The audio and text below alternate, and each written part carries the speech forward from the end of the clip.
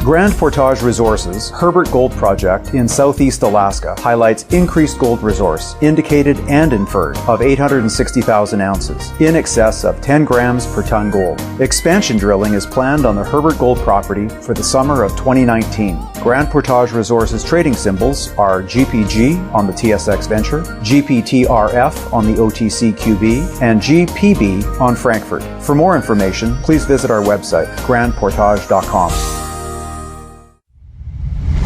You're listening to HowStreet.com radio, available online at TalkDigitalNetwork.com.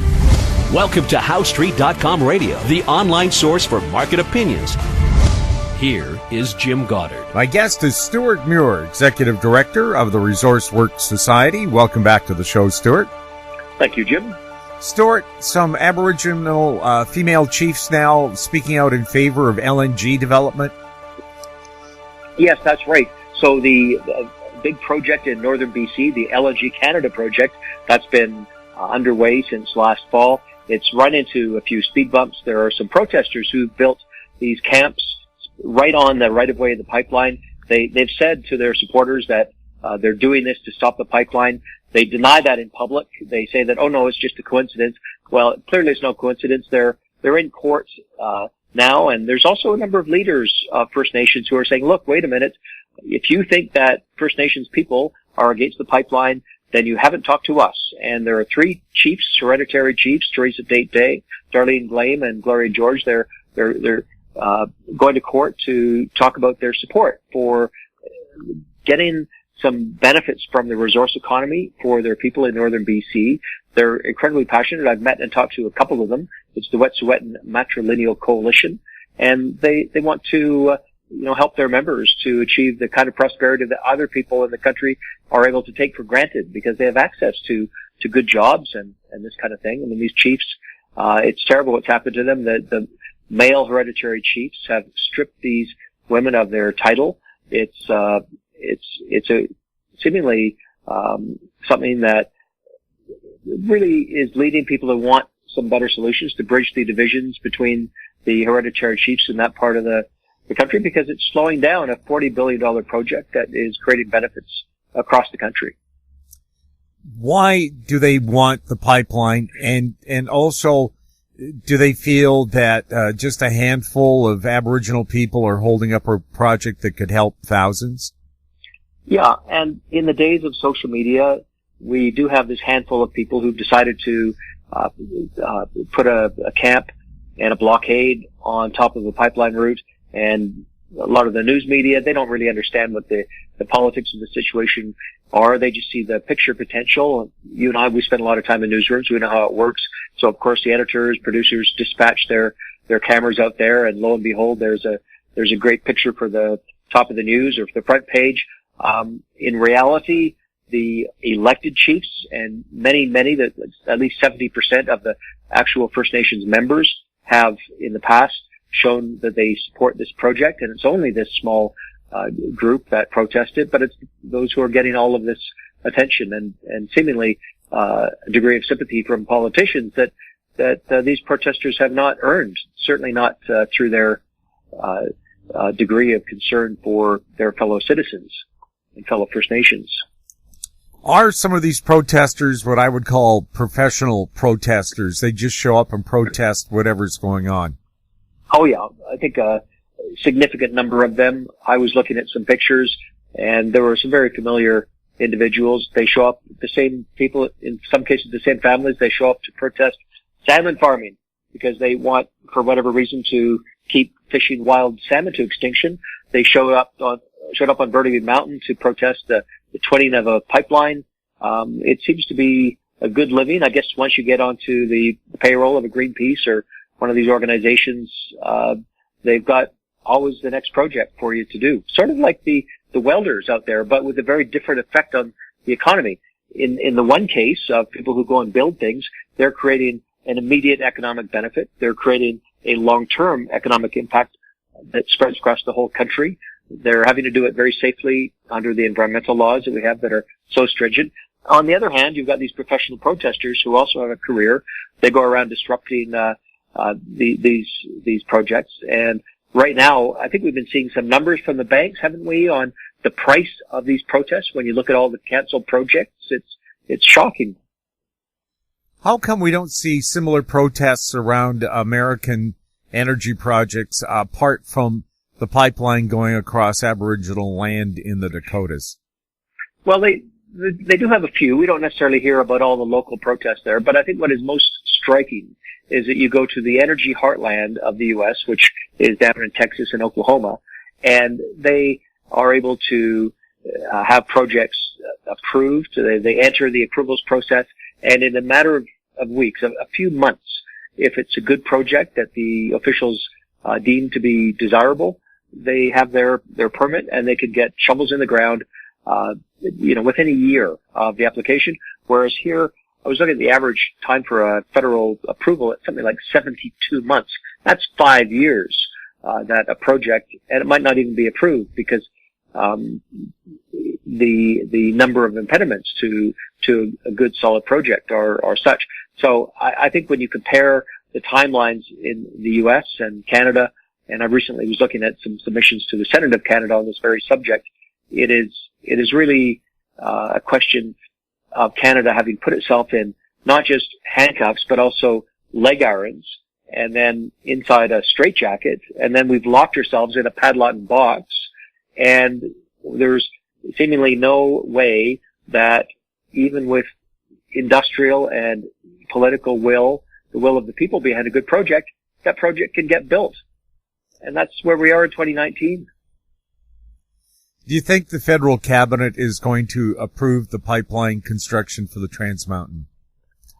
I think that the signals that we're seeing, I certainly have no inside information on this, but I think reading the tea leaves, as so many others are right now, it feels like we are going to see probably a positive resolution to these conversations and two-way discourses with the First Nations that were missed the first time. And, that's why we're still in this process. 3 years after the pipeline was initially approved, we're still tied up in this to correct that part of it. It looks like they've concluded these dialogues successfully. They've met the standard of consultation that the court has imposed. And having done that work and come to some negotiated position with all of these First Nations, we now have the ability to have that final approval, and that comes from the federal cabinet. Thus, it's a political decision by its very nature. But let's not forget that we have a big political event coming up in only a few months, and of course, that's the federal general election in October. By October, that is going to be a major part of this. So, while I do think that a positive decision for the pipeline is in the offing within a few days, probably June 18th. There's some wild cards there, and there's also a whole other side of unintended consequence to this as well, which is the possible or likely fate of two pieces of legislation now going through the Senate of Canada. And what are those two pieces of legislation? Well, the tanker ban, that's Bill C48. It's in the view of many, especially in Alberta and Saskatchewan, it's a deliberate attempt to landlock prairie oil so it can't get to the markets where it's worth the most and can get the greatest benefits back to Canadians. To the proponents of the bill, it's just a measure to stop oil tankers from ever calling on any port in northwest British Columbia or indeed north of Vancouver Island, Central Coast and up to Alaska. The other bill, it's called Bill C69. Jason Kenney, the new Premier of Alberta, has been calling it the No More Pipelines Act because there are numerous people in industry. In fact, it's pretty much impossible to find anyone not in the business of building pipelines or transmission lines or even other kinds of projects like wind farms who aren't saying, you know what, if we don't get some changes to this legislation, we're not going to be able to build anything in Canada in future. So not just pipelines, but other energy projects. Yes, because the environmental assessment process, of course, it doesn't just apply to pipelines. It applies to all kinds of other things that trigger the federal approval. So if it crosses provincial boundary that makes it federal, and if it deals in certain kinds of waterways, and a whole bunch of things that make a project a federal one and it would fall under this. And if you look at the number of amendments that have been put forward by Alberta, all of which are needed. I was speaking to the Premier of Alberta last week when I visited Calgary for the unveiling of their war room on energy literacy, and building awareness of these issues. He was still maintaining that if the whole slate of proposed amendments to Bill C69, the No More Pipelines bill, are not adopted, then that will constitute an unacceptable condition for the largest producer of economic benefit for Canada. And when you have an industry of that magnitude and importance, making statements like this, I would think that a shrewd politician would be listening and saying, okay, we might have a problem here. And I think what's happening with the pipeline, a lot of people are starting to say this, is that the approval of the Trans Mountain Pipeline will be the nice thing that Ottawa does for Canada next week, but then they will also approve the permanent ban on oil tanker shipping in Northwest BC, which will forever harm the Indigenous people of the Northwest and will forever harm Alberta and its ability to get full value for the benefit of all Canadians from its oil exports. And also, in addition to having that tanker ban in place, we will also see that Bill C69 pass without the amendments that Alberta says is absolutely necessary. And it seems as if the federal government is saying, look, we're going to give you that pipeline, but you're going to get these two new pieces of legislation that will totally change the economic standing of Canada, and we're okay with that. We'll have more with Stewart Muir right after this. Hi, I'm Douglas Mason, President and CEO of Magnum Gold Corp, MGI and the TSX Venture Exchange. A 2015 drill program on the LH property intersected several high-grade gold intersections, including 11 meters of 20.66 grams per ton gold. Additional drill targets on the LH property have been identified by a 2018 drone airborne magnetic survey to further evaluate a pyrrhotite-enriched gold-bearing system. Please visit our website at magnumgoldcorp.com.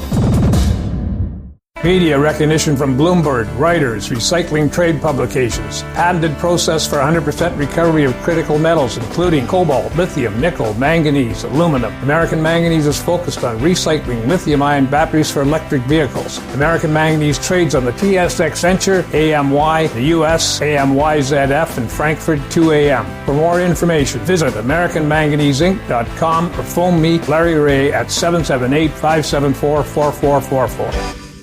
Welcome back. We're speaking with Stewart Muir. Stewart, you were talking to Alberta's Premier about possible strategies to get their energy to market. What are some of the thoughts going around that discussion table? Well, if the Liberal government is deciding that the only new pipeline infrastructure that will ever happen in Canada is going to be the Trans Mountain Pipeline, that means that will be actually quite a small pipeline compared to what's needed if Canada is to get the greatest economic benefits for its oil. And in this election season, it almost sounds like we have the expectation that Ottawa just doesn't care. They want votes. They don't really care about the financial standing of the country over the long term, apart from getting that Trans Mountain built. I mean, hey, I want to give Ottawa credit if they say yes to that pipeline.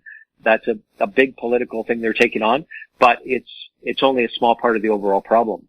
And I think, what we're seeing here is, as far as options for realizing the proper value, well, there's pipelines line 3, which is stalled right now going into the States to carry away some of Alberta's crude oil.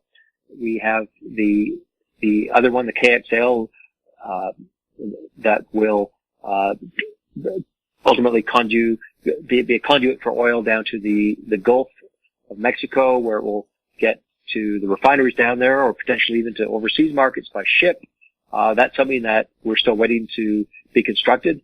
I don't see too many people talking about Energy East as a pipeline concept that's viable right now, although you do see it come up. But you know what? There's other things too, which is the 3 First Nations groups that not only would like to buy the Trans Mountain Pipeline, or at least a piece of it, but I think if they ever had a chance to build a Northern Corridor pipeline whether it's to Alaska or somewhere else, maybe to northern BC, if we do get a corridor amendment into that Bill C48, and it's possible for the Nisga'a people to have the economy that they dream of, we could have another outlet for Canadian oil to reach the high value markets. So those are some possibilities. Of course, right now, the thing that's actually happening in real time is the use of rail cars. We have a lot of rail cars coming down the Fraser River. That's courtesy the NDP government in Victoria. They want to see more rail cars on the Fraser River, one of the most precious spawning grounds for salmon in the world. They want to see those carloads of bitumen hurtling down the Fraser Canyon because they don't want to see the Trans Mountain pipeline built, which is a much safer alternative. From an environmental point of view, it's really Russian roulette that the NDP government is playing, and yet they are trying to make themselves seem like the environmental heroes, which just doesn't wash, I'm afraid, Jim. Do we have any idea how many millions of dollars have been spent by municipalities and provincial governments fighting the pipelines when they could actually be benefiting from the royalties and taxes those pipelines would generate? Well, you know what's funny, Jim, is the politicians you've described, how they love to talk about the freedom of information, the need for transparency in government. Let's get the business of the people out where the people can see it, until you ask them how much did you just spend on that fruitless lawsuit to stop a pipeline. And then, they've lost the file, or they don't know, or it's protected by client privilege, or it's none of your business. So we don't really know. But they had probably, I hear, 30-odd lawyers in Victoria working on the failed lawsuit recently. They had a very large number. There's something like 40 lawyers' names that appear on the legal papers representing government interests to try to stop the pipeline. So those are from law firms outside government, and of course they don't work for free. You know, to get a trial lawyer, what is that? $350, $400, $500 an hour, and $10,000 a day. Yeah, these important figures have things to maintain. They've got condos in Maui, condos in Whistler to maintain. Jim, they have serious life problems that they have to fund.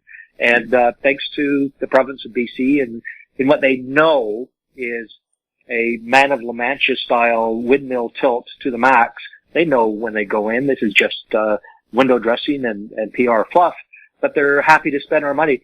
You know, I calculated that I think something like 110 families, all of the taxes they pay into the province of BC through their sales tax and income taxes would be required for a $1 million lawsuit. You know, a year's worth of provincial taxes for 110 families. They don't care, you know, about our money when they treat it in this way. Whether they go back for a further challenge that is even more ludicrous is something we'll see soon if they want to take it to the Supreme Court of Canada. It's their right, a legal right as a province to do that. Unlike an average person, we wouldn't have the right to do that, but they can do that, and they can just dip into our funds to do it with. How'd you like that? We'll have more with Stewart Muir right after this. I'm Douglas Mason, CEO of Naturally Splendid, symbol NSP on the TSX Venture Exchange. Naturally Splendid is a biotechnology and consumer products company focused on the global cannabis and health markets. Naturally Splendid is expanding distribution in this rapidly growing market with products currently in Canada, the USA, South Korea, Germany, and Australia. To view our comprehensive company presentation and for more information, please visit our website at naturallysplendid.com. Don't miss out. Stay informed. Receive the HowStreet.com weekly recap with thought-provoking podcasts, radio, and articles delivered to your inbox. Sign up for the HowStreet.com weekly recap on our homepage at HowStreet.com. Welcome back. We're speaking with Stewart Muir. Stewart, a new study says Canada has lost $500 billion in lost energy projects over the last 5 years. What would that have done for the economy if half of even of those projects had gone through? Yeah, that's a great question. And if you want to understand the resource economy, there's a few things you need to look at, and I would say let's look at three. Let's look at construction when you build a new asset. Then let's look at the jobs that are required to build it and then to operate it. And then let's look at the export benefits over a long, long period of time. And I've done a lot of work on this. I don't want to get into specific numbers and bore your listeners with all that.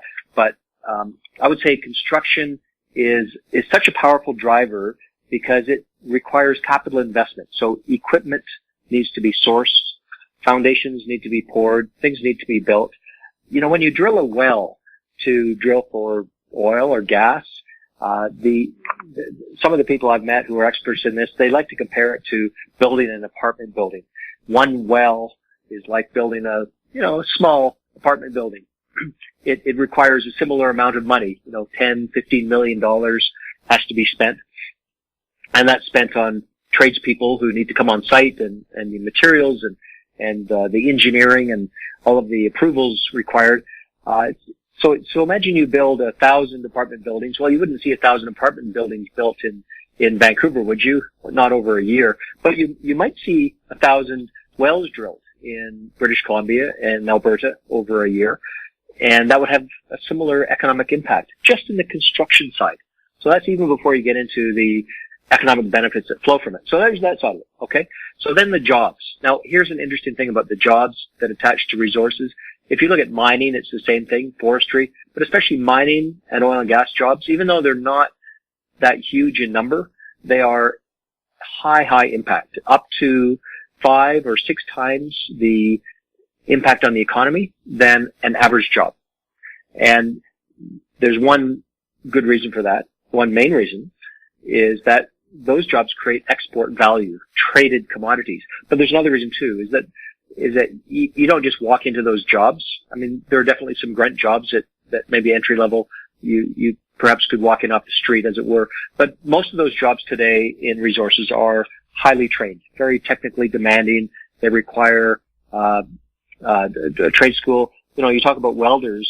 I used to, before I knew much about this, I figured, a welder is a guy with a mask, and no, they go to university. In Kamloops at Thompson Rivers University, they have a welding program there because that's the kind of discipline it is. The technical knowledge and the amount of time required to gain this trade, it's amazing what is required.